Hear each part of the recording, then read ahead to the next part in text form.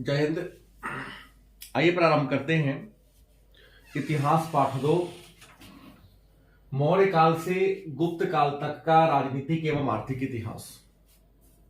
इससे पहले भी हम लोगों ने पाठ 2 में वैदिक सभ्यता, महाजनपद और अभिलेख के बारे में चर्चा किया था। और आज के क्लास में हम लोग मगध साम्राज्य के बारे में चर्चा करेंगे। मगध साम्राज्य, जैसा कि पिछले क्लास में हम लोगों ने जाना था कि 6ठी शताब्दी ईसा पूर्व में 16 बड़े बड़े राज्यों का प्रादुर्भाव हुआ था। उन 16 बड़े राज्य को महाजनपद के नाम से जानते हैं। उन 16 महाजनपद में जो सबसे ताकतवर महाजनपद था, जो सबसे शक्तिशाली महाजनपद था, उस महाजनपद का नाम था मगध। मगध के ताकतवर होने के कई कारण थे, जैसा कि पिछले क्लास में हम लोगों ने चर्चा किया था। मगध की दोनों राजधानी सुरक्षा के दृष्टिकोण से बड़ा ही मजबूत थी। यहां के मिट्टी उपजाऊ था, सेना में हाथी की प्रचुरता थी, लौह अयस्क का भंडार था, कोयला प्रचुर मात्रा में उपलब्ध था और यहां के शासक दूरदर्शी और कुशल सेनापति के गुण रखते थे। यही कारण था कि 16 महाजनपद में सबसे ताकतवर कौन था? मगध। लेकिन आइए शुरू करते हैं कि मगध साम्राज्य में शासन करने वाले राजवंश। तो मगध साम्राज्य पर शासन करने वाले राजवंश की बात करें उससे पहले जान ले कि मगध साम्राज्य की स्थापना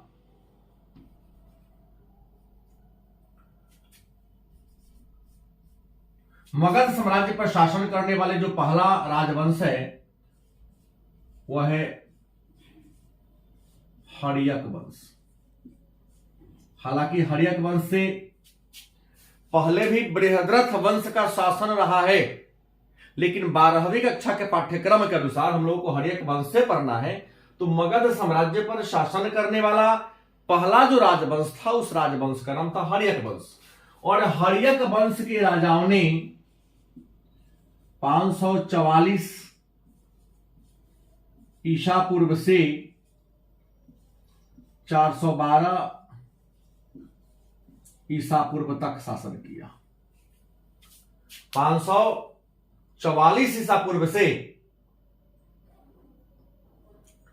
412 ईसा पूर्व तक मगध पर हर्यक वंश के राजाओं ने राज किया। हर्यक वंश पर की स्थापना बिंबिसार नामक व्यक्ति ने किया था और बिंबिसार ने राजगिर या इसका अन्य नाम है गिरिब्रज, इसको हम वसुमती के नाम से भी जानते हैं। तो राजगृह को अपनी राजधानी बनाया था बिंबिसार ने। बिंबिसार ने जब मगध साम्राज्य की स्थापना किया तो मगध साम्राज्य में 80,000 गांव थे। मगध साम्राज्य 80,000 गांवों का समूह था और बिंबिसार ने राजगृह को अपनी राजधानी बनाया। राजगृह को गिरिव्रज और वसुमती के नाम से भी धर्म ग्रंथों में जानते हैं। बिंबिसार को श्रेणिक उपनाम से जानते हैं। बिंबिसार को उपनाम क्या था? श्रेणिक। इसके साम्राज्य में 80,000 गांव थे। बिंबिसार सत्ता को प्राप्त कर लेने के बाद इन्होंने अपने मगध साम्राज्य को मजबूती प्रदान करने के लिए, सुरक्षा प्रदान करने के लिए, या यूं कह सकते हैं साम्राज्य विस्तार के लिए वैवाहिक नीति प्रारंभ किया था।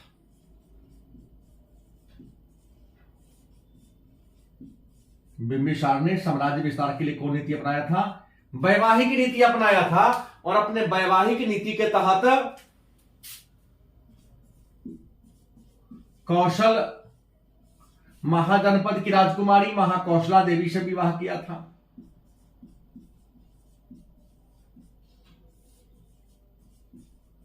दूसरा विवाह इन्होंने वजी संघ के प्रधान चेट्टक की बहन से विवाह किया था, जिनका नाम था चेलना। और तीसरा विवाह इन्होंने पंजाब के राजा मद्र की पुत्री खेमा से किया था। मतलब बिंबिसार ने वैवाहिक संबंध के तहत 3 राज परिवार के साथ वैवाहिक संबंध स्थापित किया। कौशल की राजकुमारी महाकौशला देवी से, वजीशंग की चेलना से और पंजाब के राजा मद्र की बेटी खेमा से विवाह किया था। बिंबिसार गौतम बुद्ध के समकालीन थे। गौतम बुद्ध के समकालीन थे बिंबिसार।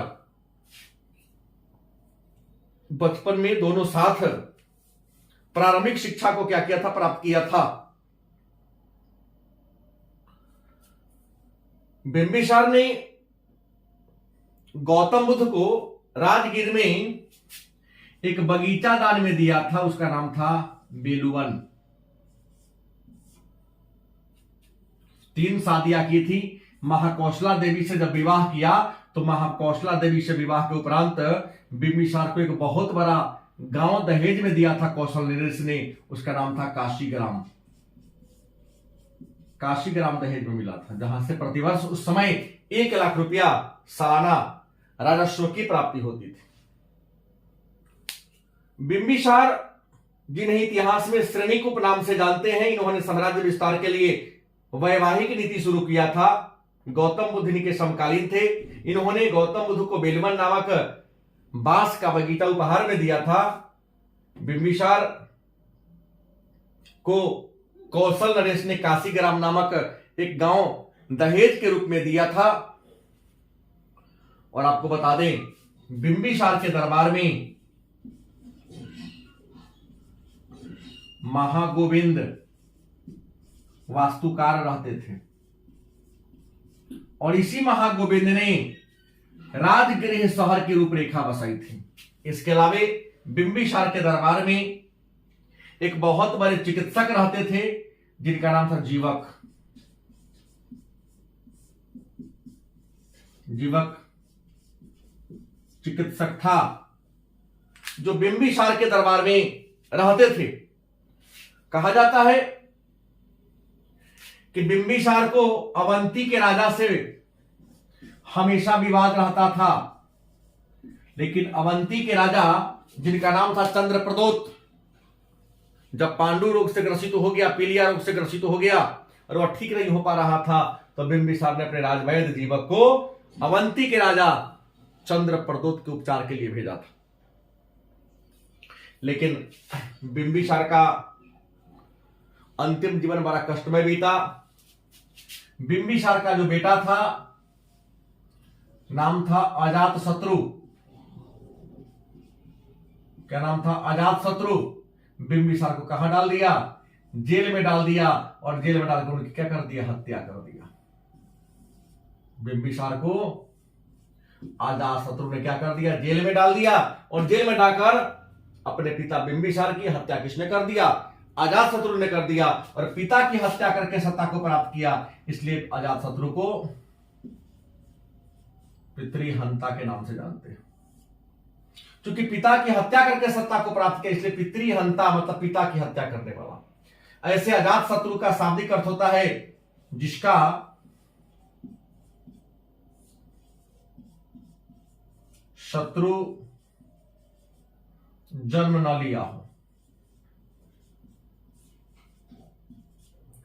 यूनान के विद्वान अजातशत्रु को कुनिक उपनाम से बुलाते हैं। कुनिक, और कुनिक का मतलब होता है पिता की हत्या करने वाला। अजातशत्रु का उपनाम क्या था? कुनिक। क्योंकि अजातशत्रु ने पिता की हत्या करके सत्ता को प्राप्त किया, इसलिए इसको पितृहंता कहते हैं। अजातशत्रु ने अपने पिता बिंबिसार की हत्या करके सत्ता को प्राप्त किया। इस सदमा को महाकौशला देवी बर्दाश्त न कर सकी और हृदयाघात से महाकौशला देवी की मृत्यु हो जाती है। जब महाकौशला देवी की मृत्यु हो जाती है तो कौशल नरेश ने काशीग्राम को वापस ले लिया। इस कारण अजातशत्रु और कौशल नरेश के बीच कई बार युद्ध हुआ। अंत में कौशल नरेश ने अपनी पुत्री वजीरा से अजातशत्रु का विवाह करा दिया और पुनः काशीग्राम दे दिया। अजातशत्रु के शासनकाल में घटना घटी थी।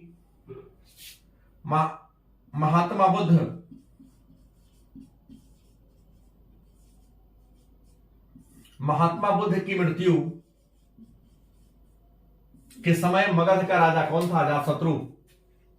और जब महात्मा बुद्ध की मृत्यु हो गई तो अजातशत्रु के शासनकाल में ही पहली बौद्ध सभा का आयोजन किया गया था।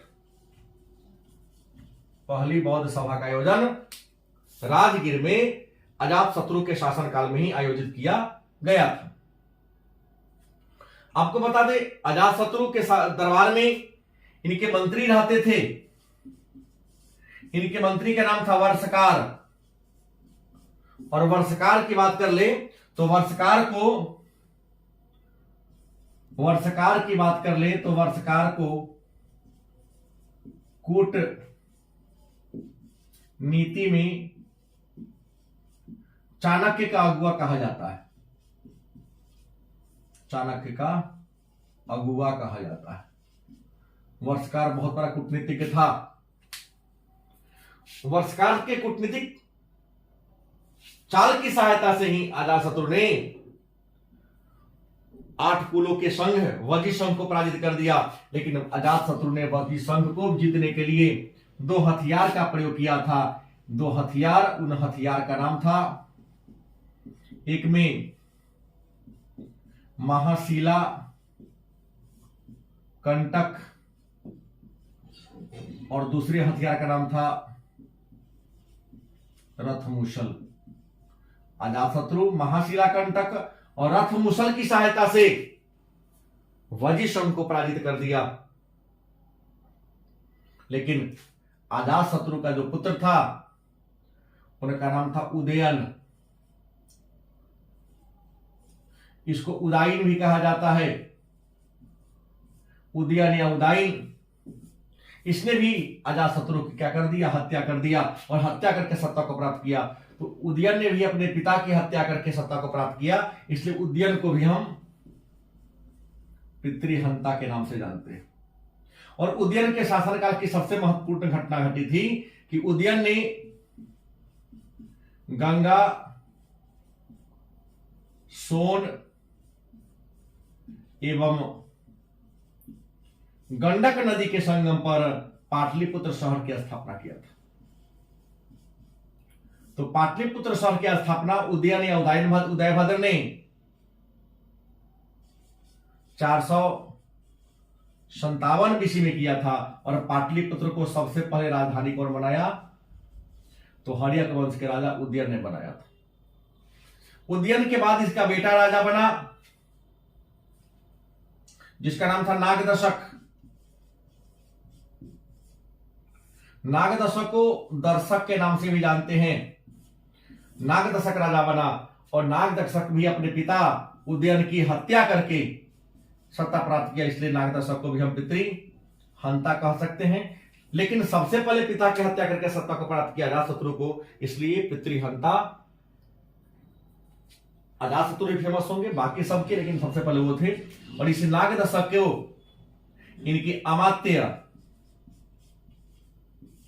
जिनका नाम था शिशुनाग, क्या नाम था? शिशुनाग, क्या कर दिया? पदच्युत कर दिया। और पदच्युत करके हर्यक वंश के जगह एक नए राजवंश की स्थापना किया। उस नए राजवंश का नाम था नागवंश। तो आइए, हमने हर्यक वंश के बारे में चर्चा किया कि हर्यक वंश की स्थापना 544 ईसा पूर्व में बिंबिसार ने किया था। बिंबिसार ने राजगृह को राजधानी बनाया। बिंबिसार के साम्राज्य में 80,000 गांव थे।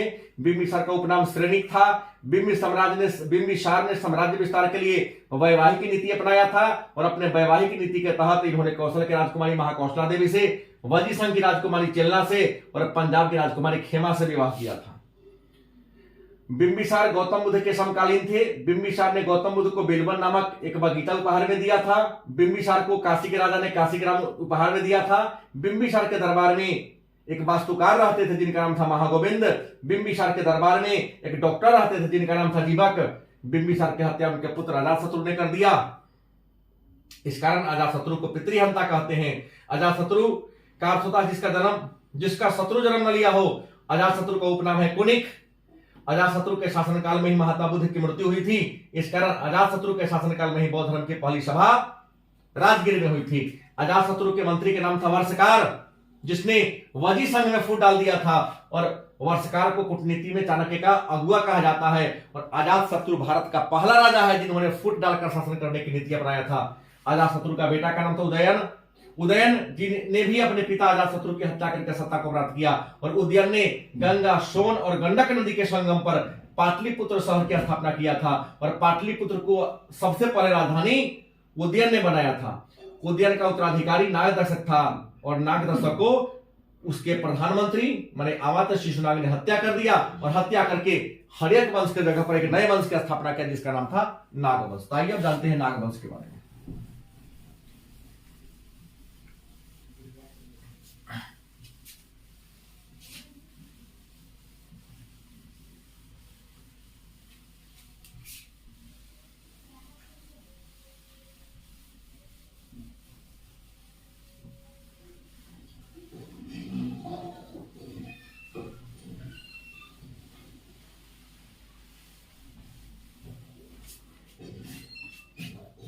अब जानते हैं नागवंश। नागवंश का शासनकाल था 412 ईसा पूर्व से 344 ईसा पूर्व के बीच। नागवंश की स्थापना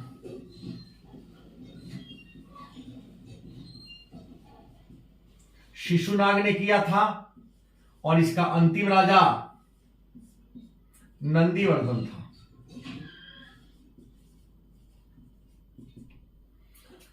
शिशुनाग ने नागवंश की स्थापना हर्यक वंश के अंतिम राजा नागदशक की हत्या करके किया था और शिशुनाग राजा बनने से पहले काशी ग्राम का अमात्य था, माने प्रधानमंत्री था।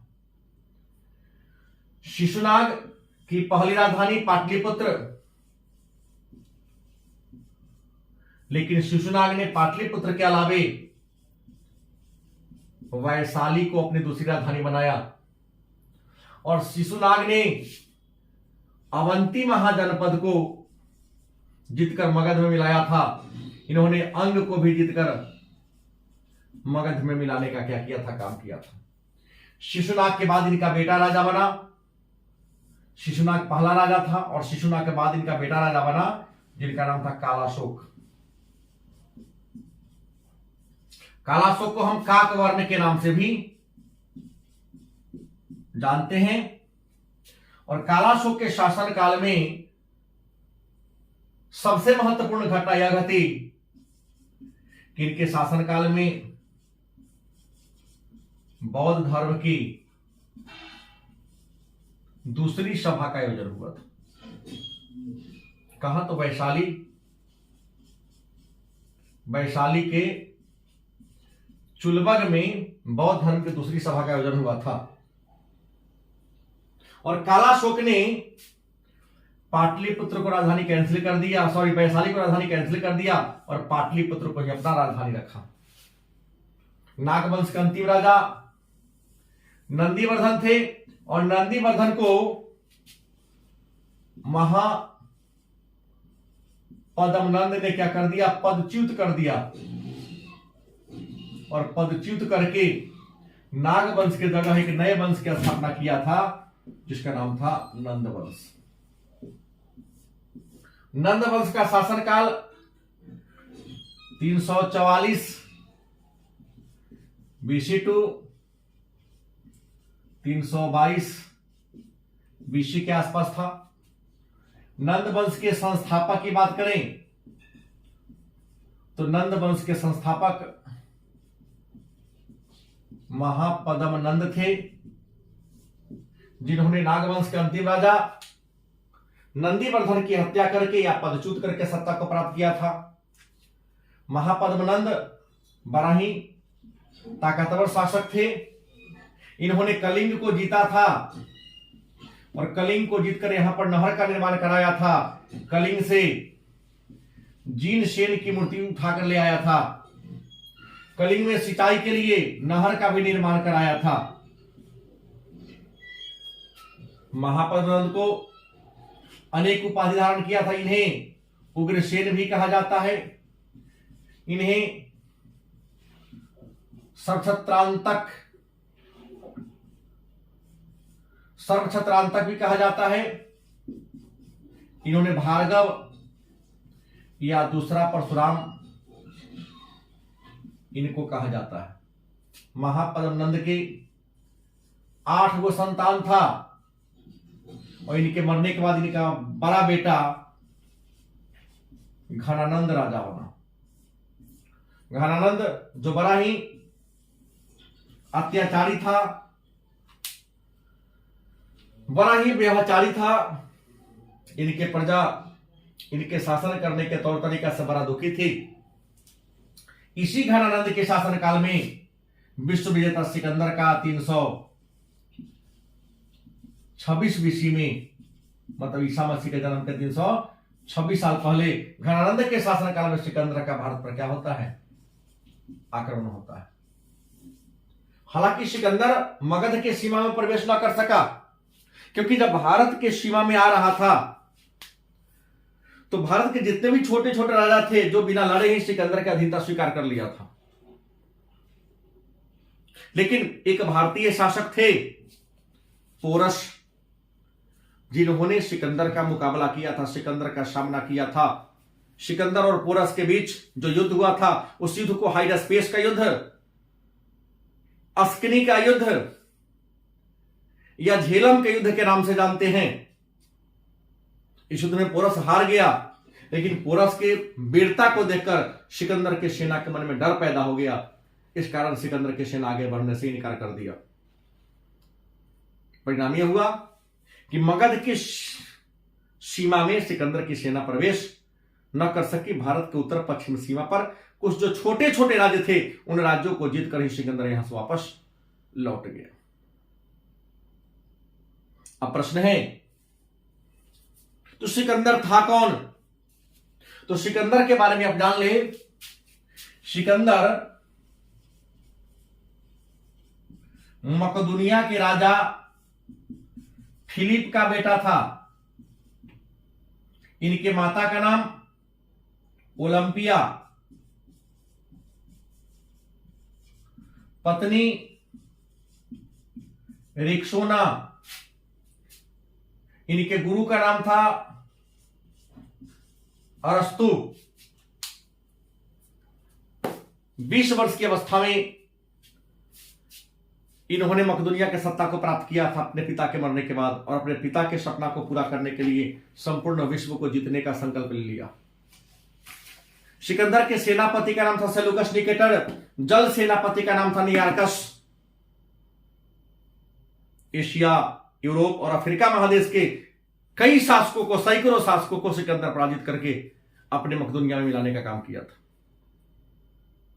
लेकिन विश्व विजय का सपना उसे पूरा हो न सका। निकला जरूर था, लेकिन घनानंद के डर और पोरस के वीरता को देखकर सिकंदर के सेना के मन में डर पैदा हो गया और सिकंदर 326 ईसा पूर्व में भारत पर अटैक किया था और लौटने लगा था 323 ईसा पूर्व में। बेबीलोन में सिकंदर की मृत्यु हो गई। बेबीलोन में मरा और सिकंदरिया नामक लाल सागर और भूमध्य सागर के मुहाने पर सिकंदरिया नामक एक शहर है जिसका स्थापना सिकंदर ने ही कराया था। वहीं पर सिकंदर को दफना दिया गया। अब इसके बाद हम लोग अगले क्लास में चर्चा करेंगे मौर्य साम्राज्य। तो आज की क्लास में हम लोगों ने हर्यक वंश, नागवंश और नंद वंश के बारे में चर्चा किया और हमने कहा कि नंद वंश के संस्थापक महापद्म नंद और अंतिम राजा कौन थे? घनानंद। और इसी घनानंद के काल में सिकंदर का आक्रमण हुआ था और इसी घनानंद को चंद्रगुप्त मौर्य ने पराजित करके नंद वंश के जगह मगध पर मौर्य वंश की स्थापना किया था। तो आज की क्लास में इतना ही। 2 पार्ट का जो शेष टॉपिक होगा उस पर चर्चा कल के क्लास में करेंगे।